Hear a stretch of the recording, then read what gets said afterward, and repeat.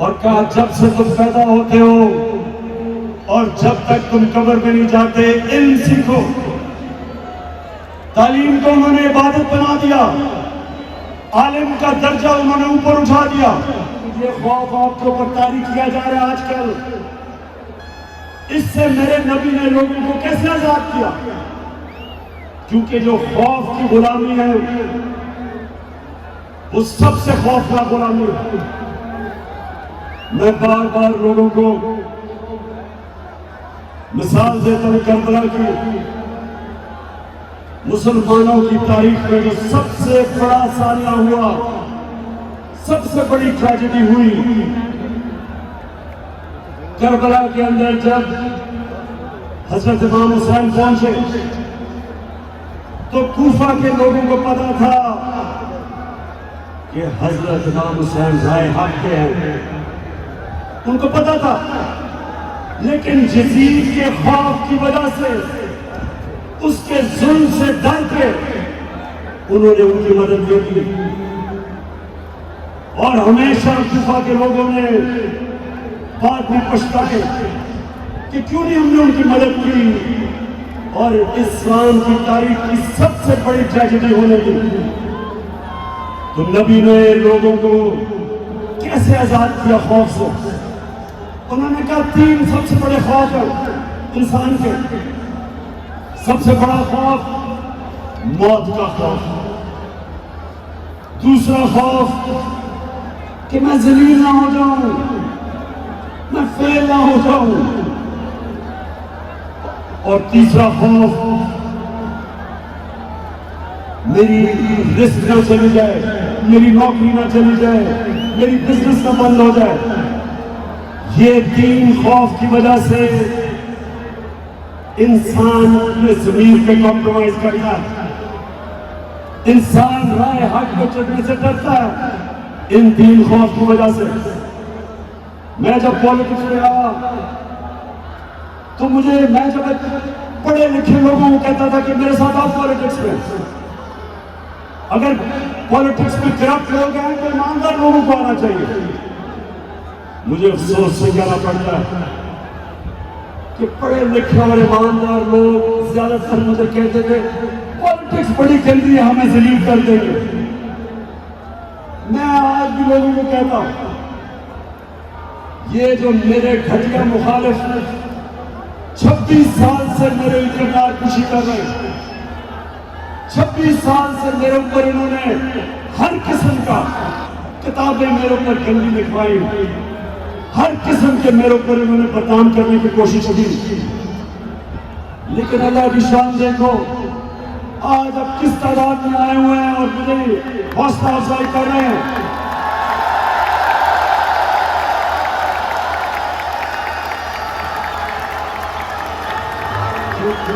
क्योंकि मेरे पाकिस्तानी हो, ये अल्लाह ने कुरान में लिखा हुआ है कि इज्जत और जिल्लत मेरे हाथ में है। नहीं तो अमीर लोग, पैसे वाले लोग इज्जत खरीद सकते, लेकिन इज्जत नहीं खरीद सकते। नहीं तो कमजोर और गरीब जिलील होते, ऐसा नहीं है। और जिंदगी मौत, ये भी मैं आज आप सबको बता दूं कि आज तक किसी ने कोई बड़ा काम नहीं किया जो मौत से डरता। कोई फौजी ने आज तक बड़े तख्ते नहीं लिए जो मौत के खौफ के ऊपर काबू नहीं पाता। पहला आदमी जो माउंट एवरेस्ट पे चढ़ा था, सबसे ऊंचा पहाड़ दुनिया में, एडमंड हिलरी, उससे पहले जितनों ने भी कोशिश की थी माउंट एवरेस्ट पर चढ़ने की, या वो मर गए थे और या वो फेल हो गए थे। तो जब वो पहला आदमी माउंट एवरेस्ट पर चढ़ा, उसने अपने मौत के खौफ के ऊपर काबू पाया। और ये मदीना की रियासत में मेरे नबी ने किया, इंसानों को आजाद कर दिया, मौत का खौफ चला गया। पैसे की लालच वो चलेगी क्योंकि रिश्ते अल्लाह के हाथ में। और उनको ये पता चल गया कि कोई इंसान हमें जलील नहीं कर सकता, मेहनत हम करेंगे। ऊपर वाला दिलों के राज जानता है और उसके ऊपर ईमान रख के वो लोग आजाद लोग, उनकी परवाज जिस तरह अल्लाह कुरान में कहता है कि जब इंसान सबसे अजीम मखलूक अल्लाह की, इंसान फरिश्तों से भी ऊपर चला जाता है, लेकिन जब गिरता है जानवरों से भी नीचे चला जाता है। तो हमारे हाथ में पाकिस्तानियों ये ज़हनी आजादी की तारीख कि हमें पर एतमाद होना चाहिए कि हम नबी सल्लल्लाहु अलैहि वसल्लम की उम्मत है, दुनिया के सबसे अजीम लीडर की उम्मत है। हमें ये जमीन में चूंटियों की तरह रेलने की जरूरत नहीं। हम हाथ फैला के दुनिया के सामने क्यों करते हैं? हम वो कौम है, पाकिस्तान वो कौम है जो 27वीं रमजान पे पाकिस्तान बना था। अल्लाह ने इस मुल्क को हर किस्म की नेमत दी है, लेकिन कोई भी कौम जो गुलाम होती है, गुलाम ज़हनियत की, वो कभी उसकी परवाज ऊपर नहीं होती। तो दूसरी चीज कि हमने अपने बच्चों को नबी सल्लल्लाहु अलैहि वसल्लम की सीरत पढ़ानी है। मैं जब प्राइम मिनिस्टर था, मैंने रहमतुल लिल आलमीन अथॉरिटी बनाई, बड़े बड़े स्कॉलर्स को उसमें बिठाया। उस अथॉरिटी का मकसद ये था कि कॉलेजेस और स्कूलों में हमारे नबी सल्लल्लाहु अलैहि वसल्लम की जिंदगी हमारे बच्चों को बताए। छाई हुई है कि हमारे बच्चे उनकी गुलामी करेंगे।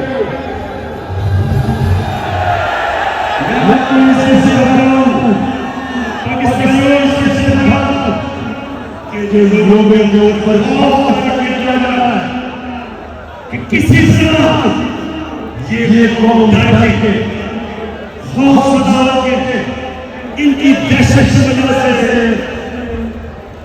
कबूल करता है ये चोर डाकू जो भी ये करे। आज मेरी आवाज के साथ थोड़ी सुनो, ये कौम जो वसीयत करता हो, तुम इस्लाम को नहीं रोक सकते। दिल कह रहा है पाकिस्तानियों, मेरा दिल कह रहा है कि जो इंशाअल्लाह अगली 14 अगस्त होगी, हम अपनी हकीकी आजादी ले चुके होंगे। लेकिन मैं आपको जो इस कौम के खिलाफ साजिश हो रही है, मैं पहले वो साजिश बताऊंगा और उसके बाद बताऊंगा कि हमने कैसे इस साजिश को खत्म पाश करना है। साजिश क्या हो रही है, थोड़ा खामोशी से सुन लें ताकि आपको समझ आ जाए कि जो बैरूनी मुल्क की साजिश, जिनके साथ इस मुल्क के मीर जाफर और मीर सादिक मिले हुए हैं, जिन्होंने हमारी हुकूमत कराई, और अब वो क्या साजिश कर रहे हैं, थोड़ी खामोशी से सुने।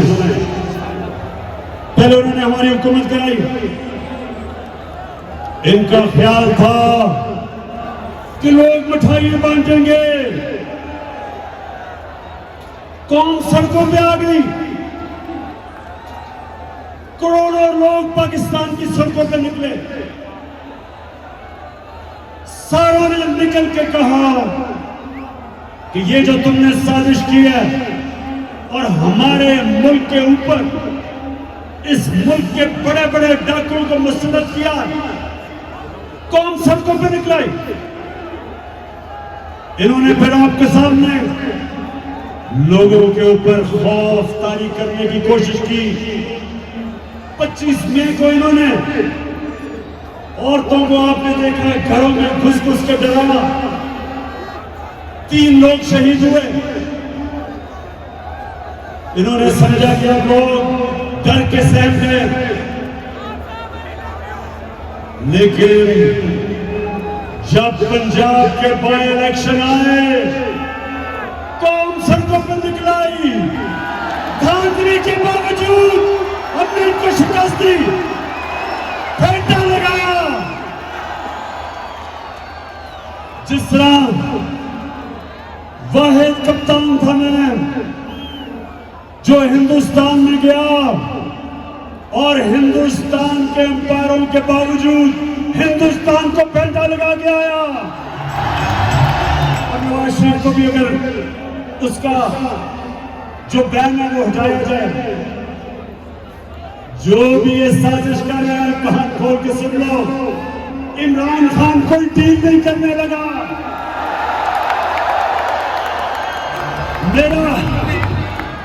मेरा मुकाबला इस डाकू से ना करो, ये 3 साल से पैसे चोरी कर रहा है। मैं सिर्फ आपको एक छोटी सी वीडियो जरा एंजॉय करेंगे, वीडियो ये जरा गौर से सुने। ये आज से 12 साल पहले, आज से 10 साल पहले, ये देखें जरा वीडियो।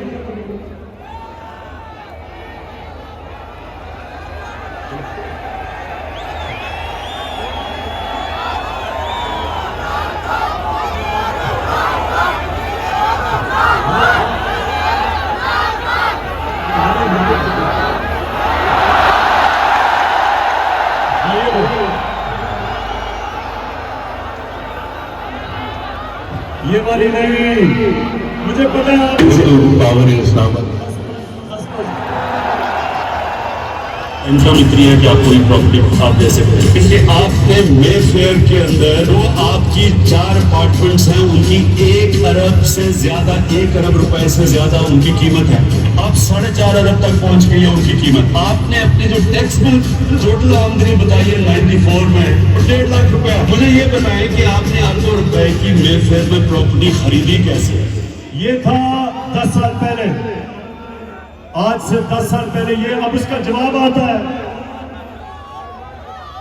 सलमान शहबाज शरीफ का बेटा जो मफरूर हुआ है वो इसका जवाब देता है। बात ये कि जिन अरबों रुपए की मे फेयर की प्रॉपर्टीज की ये बात कर रहे हैं, ये तो पहले पता नहीं है। बताएं कौन सी प्रॉपर्टीज है, लाएं, दिखाएं, उसका कुछ प्रूफ लाएं। ये कह रहा है, अब ये सुनते रहिए, मैं चाह रहा हूं गौर से देखें। 2012 में मैं कह रहा हूं कि इनकी प्रॉपर्टीज है। सलमान शहबाज शरीफ का वो बेटा जो किकबैक स्पेशलिस्ट है, वो आके कहता है कि कौन सी प्रॉपर्टीज। आप मरियम बीबी को सुने। इस तरह मुझे लगा कि आप लोगों को बेवकूफ नहीं बना सकते। मेरी सिस्टर लंदन में प्रॉपर्टीज तो दूर की बात है, मेरी पाकिस्तान में भी कोई प्रॉपर्टी नहीं है। मैं अपने वालिद के पास मुझे समझ नहीं आई कि मेरी और मेरी और बहन भाइयों की प्रॉपर्टीज में कहाँ से निकालते हैं। अब ये सुन लिया आपने कि किधर से प्रॉपर्टीज निकाल ली। मेरी तो लंदन छोड़े, पाकिस्तान में भी कोई प्रॉपर्टी नहीं। अब देखें, सुने सुने सुने सुने नौजवानों सुनो, एक हदीस है कि शैतान इंसान के गुनाह दुनिया में नशर कर देता है। सुन ले, शैतान इंसान के गुनाह दुनिया में इसलिए नशर कर देता है क्योंकि अल्लाह हक है। अब जरा आगे चलो, पैनमा का नवाज शरीफ, मरियम नवाज, हसन नवाज और हुसैन नवाज के बैरून मुल्क खुफिया असासों का इंकशाफ। पनामा लीक्स ने बैरून मुल्क खुफिया दौलत का भांडा तोड़ दिया। सुन लिया, पैनमा में बैनुल अक़वामी इंकशाफ होता है और जिन्होंने छुपाए होते हैं अपने असासे, वो सारे सामने आ जाते हैं। तो जब ये सामने आ जाते हैं तो नवाज शरीफ के बेटे हुसैन शरीफ क्या कहते हैं, जरा सुने। मैं इस बात को तस्लीम करूँगा कि अल्हम्दुलिल्लाह पाकलैंड के ऊपर जो अपार्टमेंट्स हैं वो अल्हम्दुलिल्लाह हमारे हैं। मैं इस बात को तस्लीम करता हूँ कि उनको ऑफशोर कंपनीज मेस्कॉल लिमिटेड और नीलसन लिमिटेड मैंने उनको ओन करती हैं। और मैं आपको ये भी अर्ज करता हूँ, उनको होल्ड कर रही है इस वक्त मरियम नवाज शरीफ, मेरी हमशीदा जी। शुक्रिया शुक्रिया, अल्लाह तेरा शुक्र है, अल्लाह के तू सच का खुदा है। तो सबके सामने क्या चीजें आई कि यहाँ के प्राइम मिनिस्टर ने आपका पैसा चोरी करके लंदन में अरबों रुपए की प्रॉपर्टीज ली। नवाज शरीफ फिक्र ना करो, तुम्हारा मैं बहुत अच्छी तरह इस्तेकबाल करूंगा।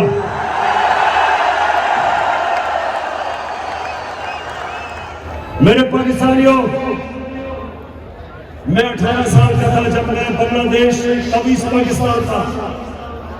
मार्च 1970 मैं ईस्ट पाकिस्तान मैच खेलने गया अंडर 19 का। हमें यहाँ मीडिया पे ब्लैकआउट था, डिक्टेटर का जमाना था, मीडिया के ऊपर पाबंदियां थी, हमें पता ही नहीं था कि ईस्ट पाकिस्तान में क्या हो रहा है। जब मैं वहां मैच खेलने गया तो मेरा चाचे का बेटा ब्रिगेडियर शफीक उसके पास में ठहरा। वो पहली दफा उसने मुझे बताया कि हो क्या रहा है, कि अवाम यानी कि वो जमात जो बांग्लादेश की बल्कि पाकिस्तान की सबसे बड़ी जमात थी, उसके खिलाफ मिलिट्री एक्शन हो रहा था, शुरू हो रहा था। और सारे पाकिस्तानी सुन लो, इतना बड़ा जुल्म हुआ जो हमारा मुल्क टूटा। बड़ा सानिया हुआ पाकिस्तान से कि एक मुल्क की मैं फौज को कमजोर होने दूंगा। ये कैसे हो सकता है कि मैं चाहूंगा कि मेरे मुल्क की फौज कमजोर हो? क्योंकि अगर पाकिस्तान की फौज कमजोर होती है, यहां इतनी बैरूनी साजिशें हैं। मैं बार बार क्या देखा हूं कि मुल्क के 3 टुकड़े करना चाहते हैं वो। इसलिए इमरान खान कभी नहीं चाहेगा कि इसकी फौज कमजोर हो, वो चाहेगा कि इसकी फौज एक मजबूत इदारा हो। मैंने फैसला किया कि अपनी आवाम में निकलने का। मैं अपने लोगों के पास जाऊंगा,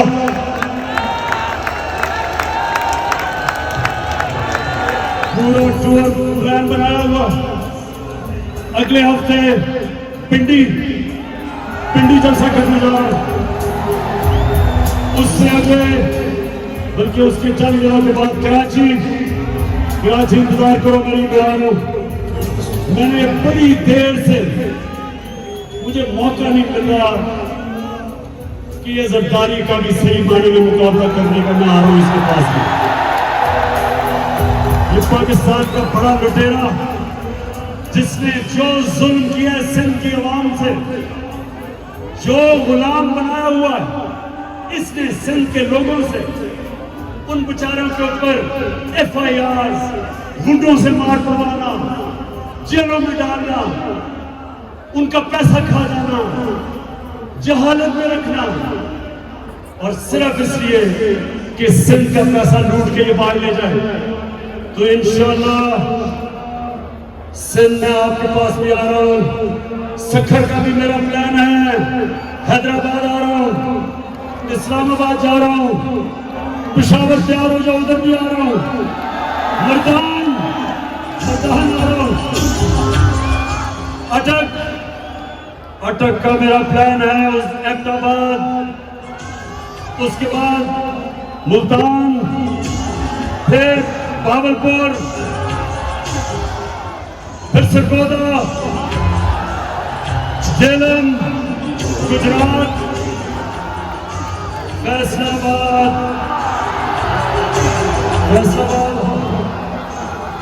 और